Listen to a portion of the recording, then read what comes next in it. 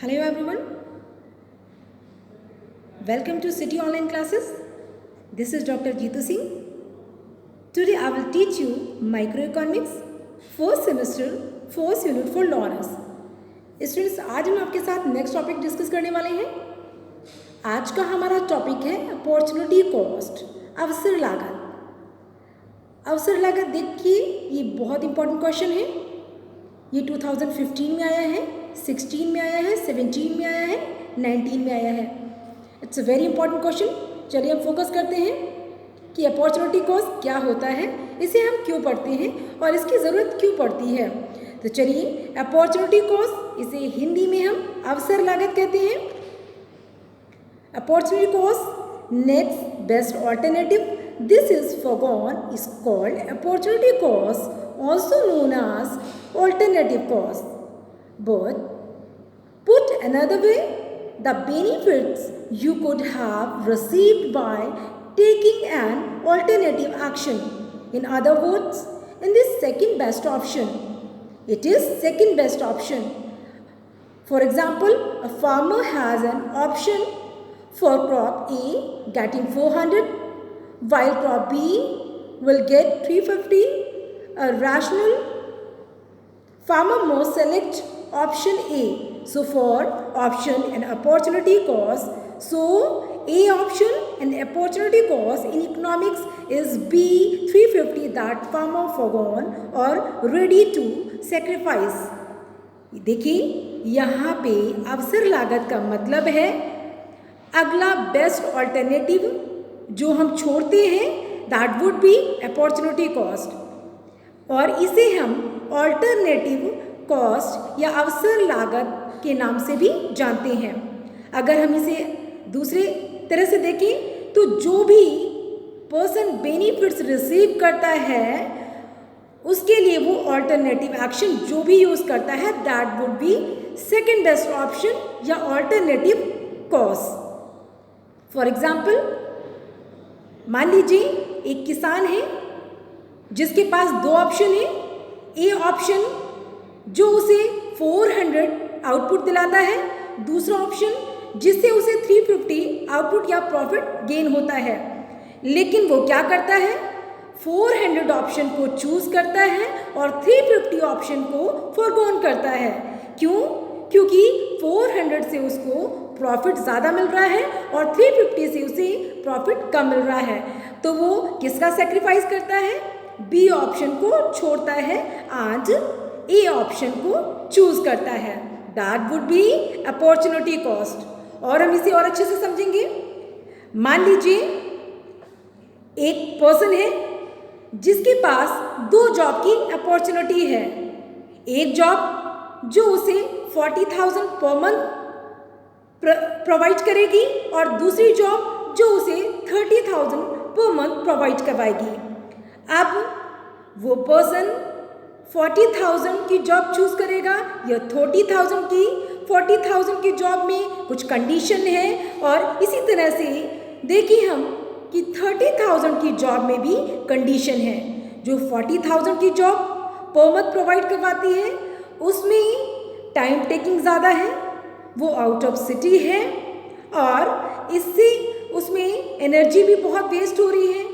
अगर 30,000 की जॉब वो चूज़ करता है तो 30,000 की जो जॉब है वो टाइम टेकिंग कम है और वो घर के बहुत नियरेस्ट है। आई मीन उसके वॉकिंग डिस्टेंस में 30,000 की जॉब है। अब वो 30,000 की जॉब को चूज़ करता है और 40,000 की जॉब को छोड़ता है। क्यों? क्योंकि अगर देखा जाए तो 30,000 की जो जॉब है उस पर्सन के लिए वो सेकेंड बेस्ट ऑप्शन है। क्यों? क्योंकि जो 30,000 की जॉब है वो हर लिहाज से उसके लिए बेस्ट है। क्यों? वो वॉकिंग डिस्टेंस में है, उसमें टाइम टेकिंग कम है, उसमें एनर्जी कम वेस्ट होगी, प्लस फ्यूल का खर्चा है वो भी बचेगा। और इस तरह से अगर देखा जाए, कैलकुलेशन अगर किया जाए तो जो 30,000 की जॉब है वो उसके लिए ज़्यादा बेनिफिशियल है। दैट्स वाई वो 30,000 की जॉब चूज करता है और 40,000 की जॉब को त्यागता है, छोड़ता है, सैक्रिफाइस करता है। अब हम देखेंगे opportunity cost is equal to FO minus CO। यहाँ पे FO क्या है? फॉरगॉन ऑप्शन, जो ऑप्शन आपने छोड़ा है।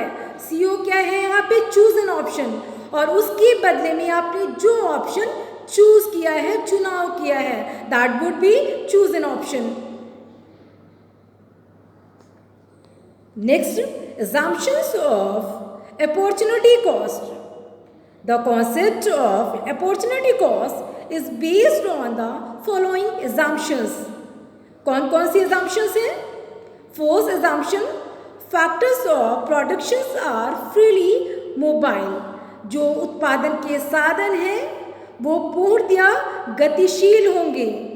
गतिशील का मतलब इट मीन्स जो फैक्टर्स ऑफ प्रोडक्शन हैं, उत्पादन के जो साधन हैं, like land, labour, capital, entrepreneur, जो भी फैक्टर फॉर प्रोडक्शन यूज किए जाते हैं, उनको एक स्थान से दूसरे स्थान पे इजीली मूव किया जा सकता है, शिफ्ट किया जा सकता है, that would B movable factors.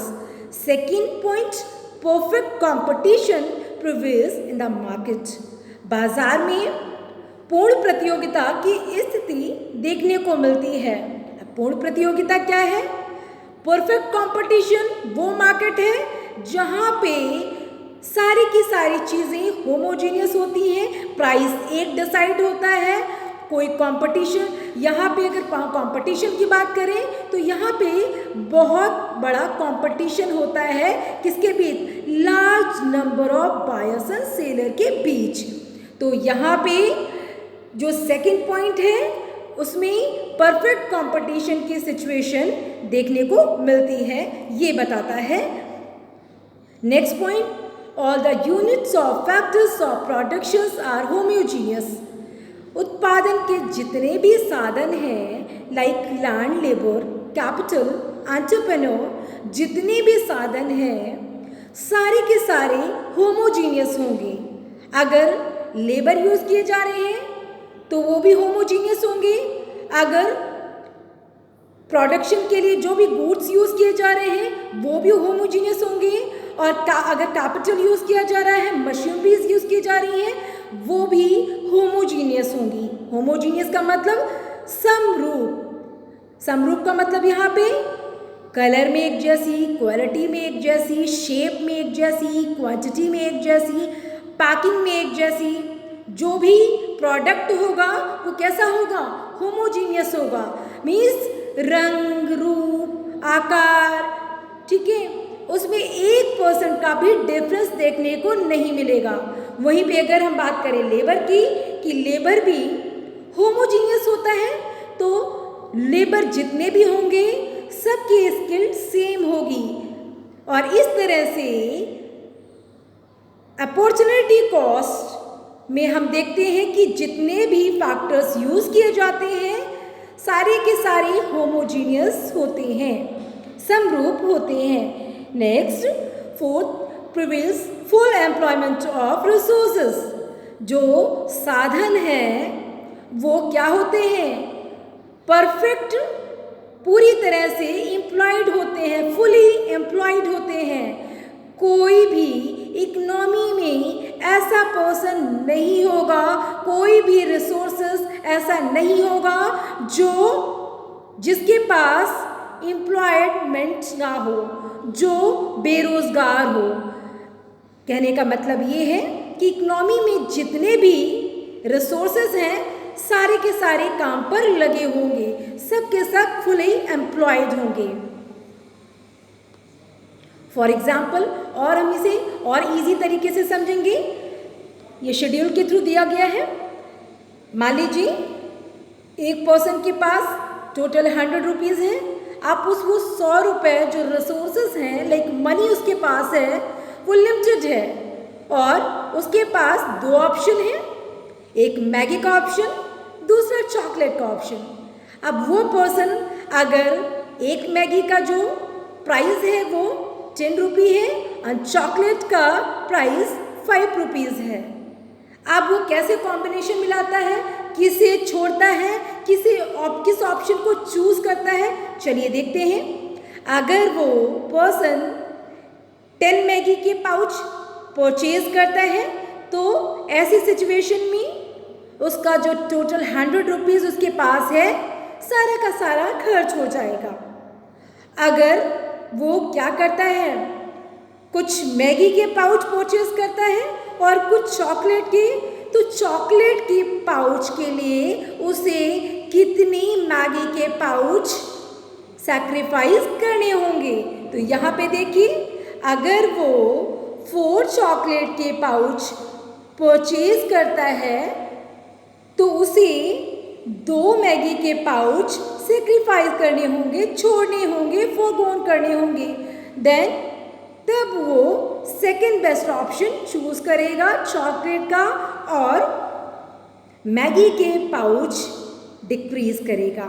और इस तरह से जो सेकेंड बेस्ट ऑप्शन है उसके लिए 4 सेकेंड बेस्ट ऑप्शन होगा। इसे हम एक डायग्राम से समझेंगे। देखिए, ये प्रोडक्शन पॉसिबिलिटी कर्व है, पीपीसी प्रोडक्शन पॉसिबिलिटी कर्व। अब प्रोडक्शन पॉसिबिलिटी कर्व को या उत्पादन संभावना जो वक्र है उसकी सहायता से हम कैसे अपॉर्चुनिटी कॉस्ट को समझेंगे। अपॉर्चुनिटी कॉस्ट में हम 2 वस्तुओं को लेते हैं, हमने यहाँ पर भी लिया। वाई एक्सिस में व्हीट के आउटपुट को दिखाया गया है, वहीं पर एक्स एक्सिस पे कॉटन के आउटपुट को दिखाया गया है। अगर व्हीट का आउटपुट 200 किया जाता है और कॉटन का आउटपुट 300 किया जाता है तो इक्विलिब्रियम पॉइंट ए है।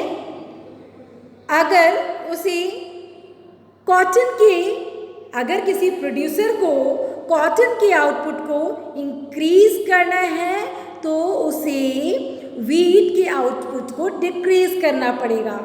और यहाँ पे देखने वाली बात ये है कि वो व्हीट की कितनी इकाइयों को छोड़ता है और उसके स्थान पे कॉटन की कितनी इकाइयों को क्या करता है, प्रोड्यूस करता है। तो यहाँ पे देखेंगे, जो प्रोड्यूसर है वो व्हीट का आउटपुट 200 से रिड्यूस करके 160 कर देता है और जो कॉटन है उसका आउटपुट 300 से इंक्रीज करके 400 कर देता है। और यहाँ पे देखने वाली बात ये है कि उसने कितनी इकाइयों को छोड़ा। कॉटन के आउटपुट को इंक्रीज करने के लिए प्रोड्यूसर ने 40 यूनिट व्हीट की इकाइयों को 40 यूनिट या 40 इकाइयों को छोड़ा है, किसकी, व्हीट की। और उसके स्थान पे 100 यूनिट क्या किया है, कॉटन का आउटपुट इंक्रीज किया है। तो कॉटन उसके लिए क्या है, सेकेंड बेस्ट ऑप्शन है, किसके स्थान पे, व्हीट के स्थान पे जो कॉटन है वो उसके लिए ऑल्टरनेटिव कॉस्ट है, अपॉर्चुनिटी कॉस्ट है और सेकेंड बेस्ट ऑप्शन है। फिर हम इसे एक बार देखेंगे, अपॉर्चुनिटी कॉस्ट, अवसर लागत, इसको किसने दिया है।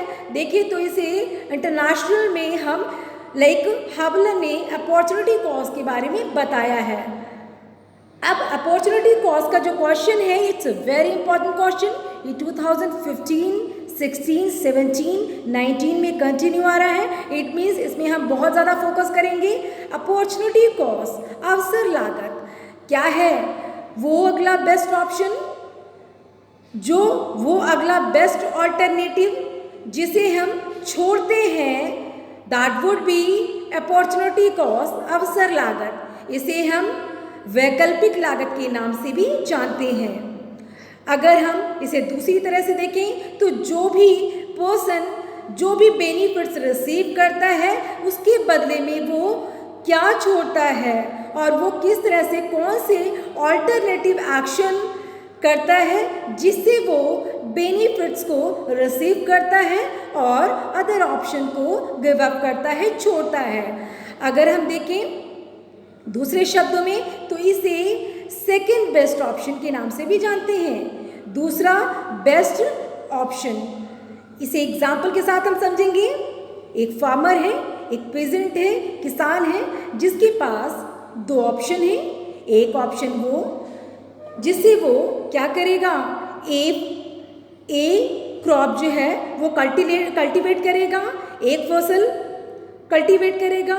जो बी है, बी ऑप्शन, उससे वो दूसरी की बी जो क्रॉप है उसे कल्टीवेट करेगा।